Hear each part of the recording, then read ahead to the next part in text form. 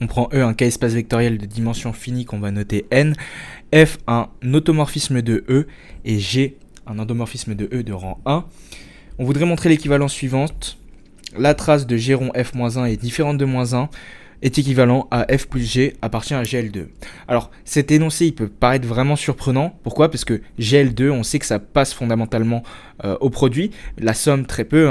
On a beaucoup de matrices inversibles, dont la somme n'est pas inversible. Ici on passe à une somme et en plus l'hypothèse de droite nous paraît assez saugrenue. La trace de G rond F-1 différente de -1, on ne sait pas vraiment ce que ça vient faire ici.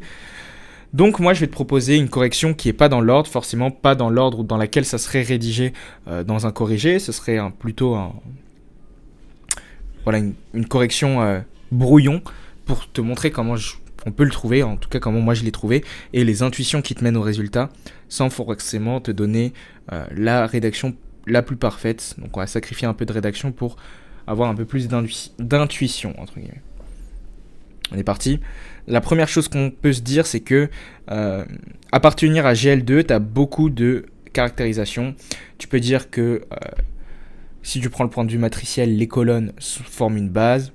Tu peux dire que le déterminant est non nul. Tu peux dire que le rang est différent, enfin le rang est égal à n.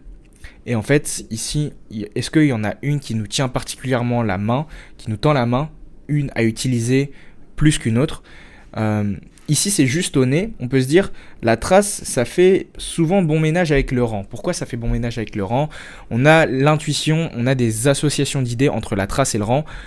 Par exemple, à travers les projecteurs. Bon, les projecteurs, la trace est égale au rang. Et c'est ça qui peut nous mettre la puce à l'oreille. Ici, c'est pas question de projecteur, mais ça, c'est le premier truc qui peut nous dire ok, je vais peut-être utiliser la caractérisation du rang. La deuxième chose qu'on peut se dire, c'est que le rang, ici, on a une hypothèse claire sur le rang de G. Et la dernière chose qu'on peut se dire, c'est que le rang, c'est invariant par multiplication par un endomorphisme. C'est-à-dire que le rang de G rond F-1, ça va être égal au rang de G.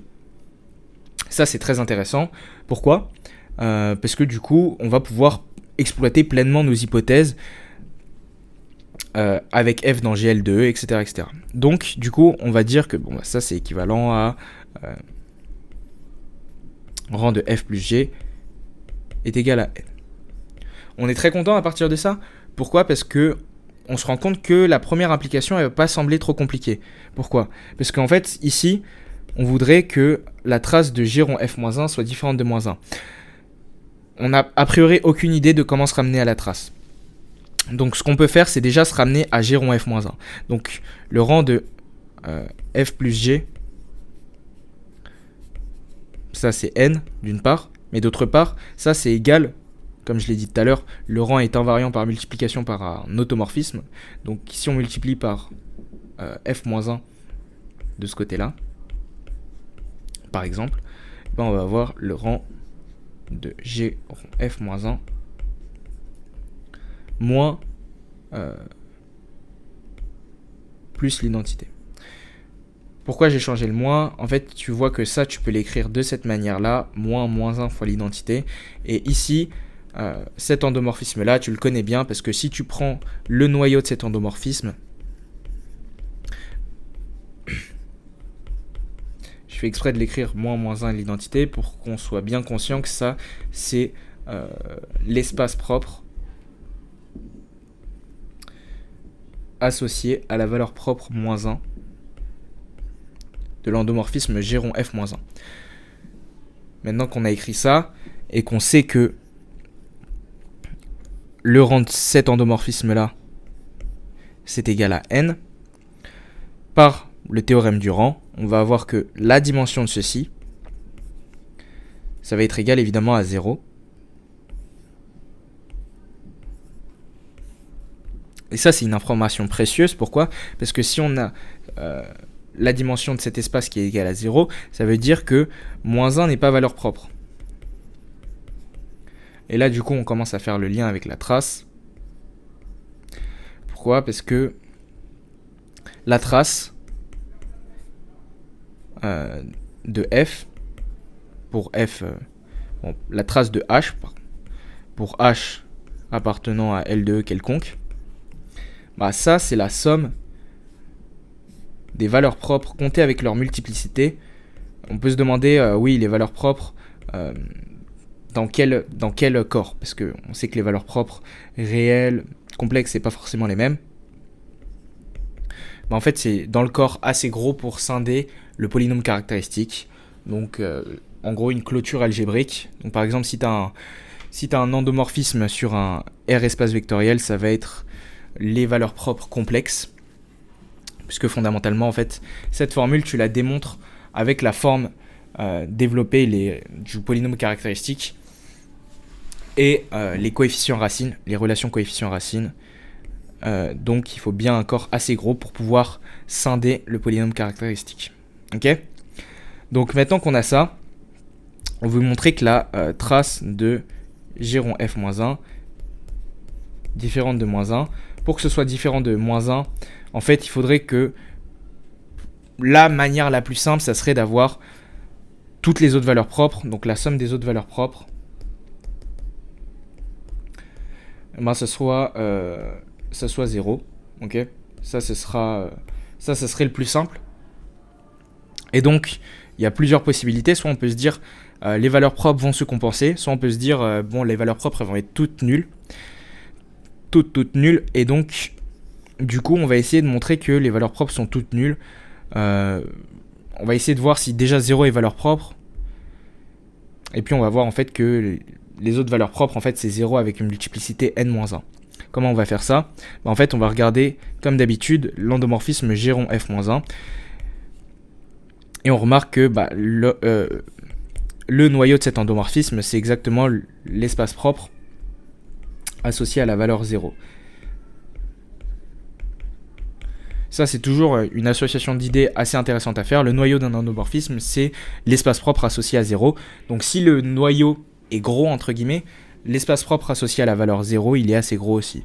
Donc 0 a une grosse place à jouer dans la détermination de cet endomorphisme.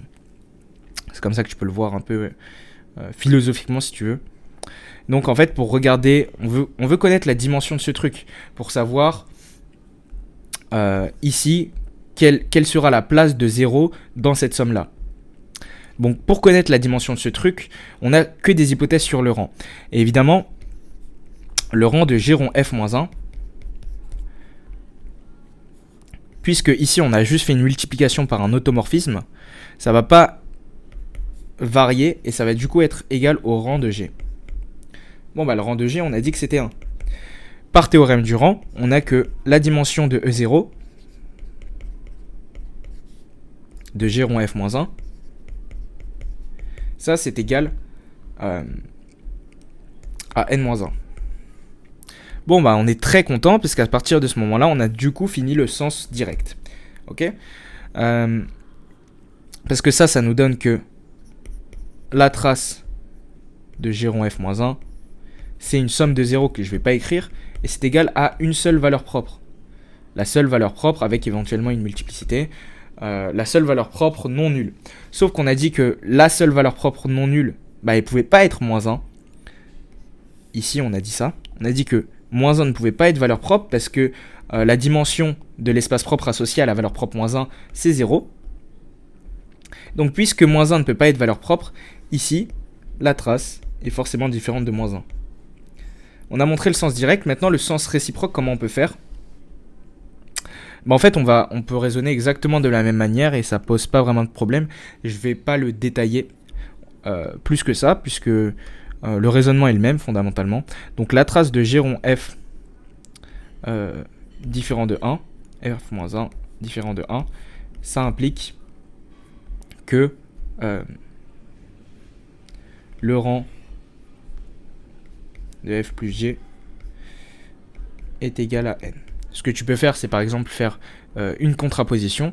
Tu dis que si le rang de f plus g est strictement inférieur à n, ça va impliquer forcément que la trace de g rond f-1 est égale à moins 1. Donc pour ça, il faut juste que tu montres que moins 1 est valeur propre. Tu vas utiliser exactement le même type de raisonnement. Et le petit détail que tu devras souligner, c'est que la petite démonstration juste ici, cette partie-là, elle est valable sans hypothèse en fait. Ça c'est toujours vrai avec juste les hypothèses de l'énoncé, mais sans prendre en compte l'équivalence, l'hypothèse de l'un ou l'autre côté de l'équivalence. Ça c'est vrai. Et donc, en utilisant exactement une technique similaire, c'est quasiment la même chose, tu vas pouvoir montrer que moins 1 est valeur propre, et c'est même la seule de multiplicité 1, et tu vas pouvoir finir cet exo.